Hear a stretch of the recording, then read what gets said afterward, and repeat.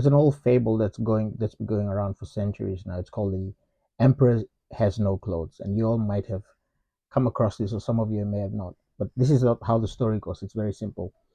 Two There was an emperor who lived in a city, and who was very vain, very proud, very arrogant. And two con men came to the land. They came to the land, and they told the king, we are special seamstress or tailors. We make very special clothes, and we can make you a special colorful garment. But this garment can only be seen by people who are not fools. Anyone who is a fool cannot see this garment. And so they he says, make the thing for me. And they both go and they pretend to weave clothes together. And then they present the clothes to him, the invisible clothes to him. And they they pretend to put it on him. And then all the court officials and everyone knows that the principle of these clothes are that if you are foolish, you do not see these clothes. So no one wants to admit that they can't see the clothes. And they all say things like, wow, you look awesome, you look wonderful, so pretty, your majesty, your highness, whatever.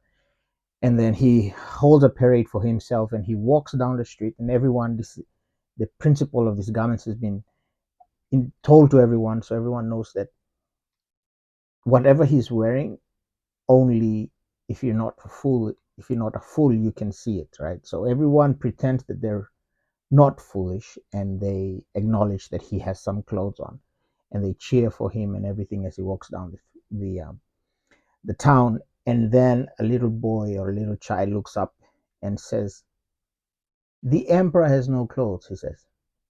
And then everyone realizes, yeah, the emperor has no clothes.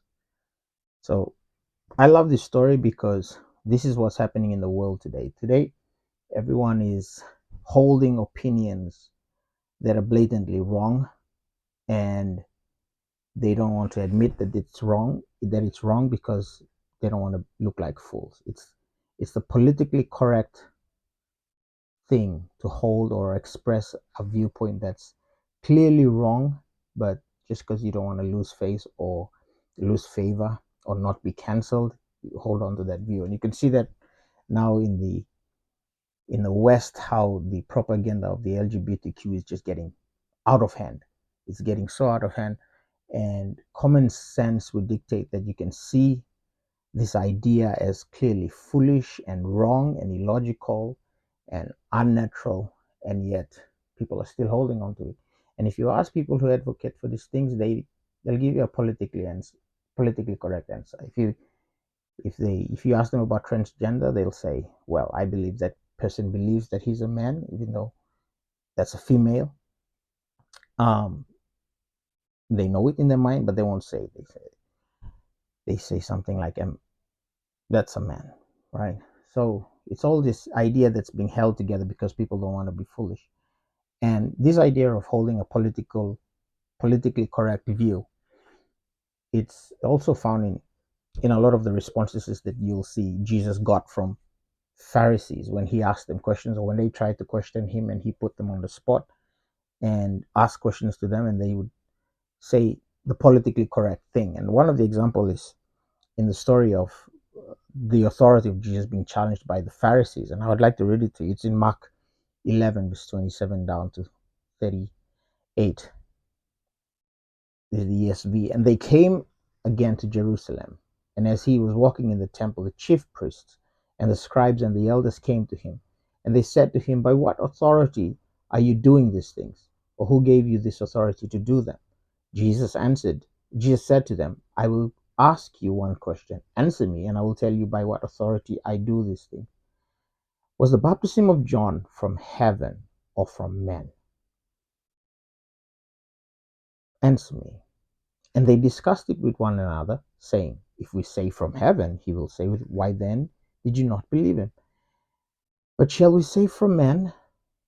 They were afraid of the people, for they all heard that John really was a prophet. So they answered Jesus, we do not know.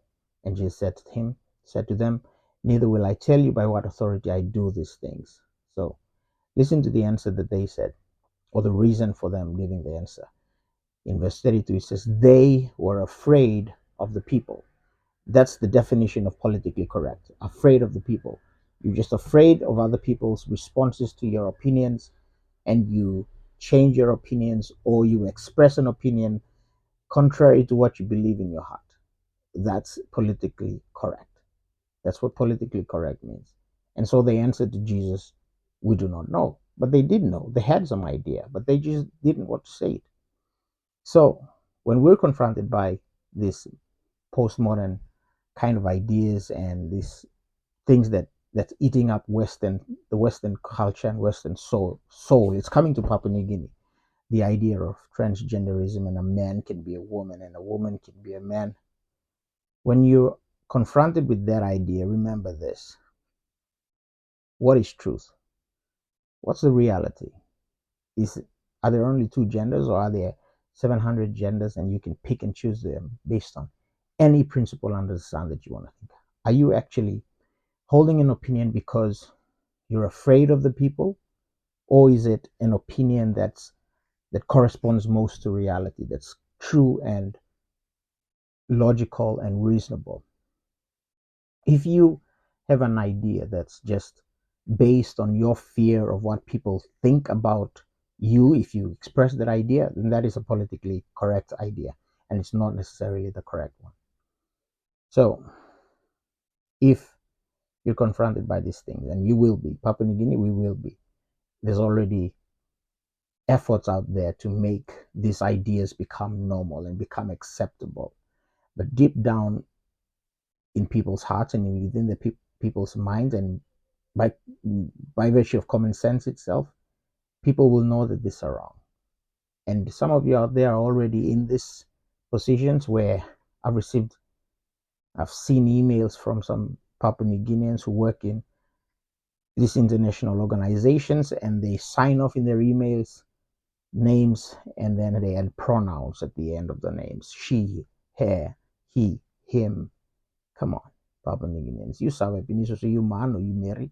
Asking us to define our gender is like asking the sun to tell us whether it's the sun or it's a moon. Come on, reality is reality. You can't escape reality in your head and expect all of us to say that no god. When something come up inside the head blue and true blower and me blower must flow, and I want something come up inside the head blue. That's completely wrong. That's the mentality of those people who looked at the emperor walking down the street and saw no clothes on him. And despite what they saw with their eyes and knew in their minds that this was what was real, they articulated the ideas that were forced upon them, that they were afraid of the contrary and the true opinion being expressed by themselves. So suppose you are confronted by this, you so is reality and reality no one. From the benim reality na one compromise long all one mol talk to blow lempra being the Western people. Western the Western culture is coming, and it's forcing its new ideas on us.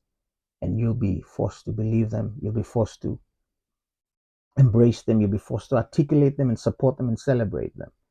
But if you believe your own eyes, you can see something, it's clearly wrong, clearly right, it's clearly black, it's clearly white, then don't try to skew things just because you're afraid of the people.